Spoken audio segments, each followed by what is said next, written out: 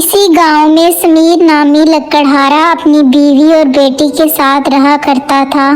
وہ لکڑیاں بیچ کر اپنا گزارا کرتا تھا۔ ایک دن وہ جنگل میں جا رہا تھا کہ اسے کسی کے رونے کی آواز آئی۔ اس نے ادھر ادھر دیکھا اور آگے بڑھ گیا، لیکن آواز پھر آنے لگی۔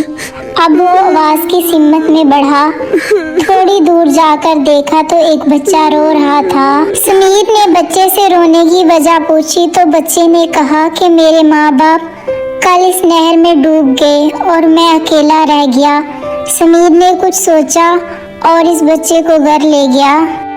بچے کو بیوی کے حوالے کر کے وہ لکڑیاں کاٹنے چلا گیا۔ آج اسے لکڑیاں لے کر بازار جانا تھا۔ وہ بازار گیا تو ایک فیکٹری کے سیٹ نے اس سے کہا کہ آج سے تمہاری ساری لکڑیاں میں ہی خریدوں گا۔ یہ سن کر سمیر خوش ہو گیا۔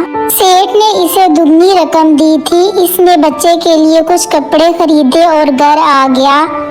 گھر آ کر اسے پتا چلا کہ بچے کا نام حمزہ ہے۔ دوسرے دن وہ پھر بازار گیا۔ آج سیٹ نے اس سے کہا کہ مجھے اپنے کام کے لیے ایک ایماندار آدمی کی ضرورت ہے اور تم اس کام کے لیے بہترین رہو گے۔ کیا تم یہ کام کرو گے؟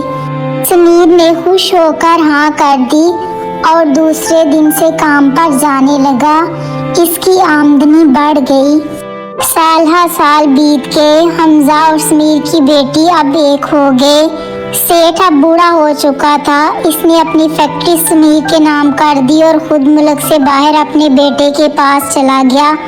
کچھ عرصے میں سمیر نے شہر میں اپنا بنگلہ بنا لیا تھا۔ اب وہ لوگ اس بنگلے میں رہنے لگے۔ سمیر نے حمزہ کی شادی اپنی بیٹی سے کر دی۔ اب وہ لوگ ہنسی خوشی رہنے لگے۔ نیکی کبھی رائیگاں نہیں جاتی۔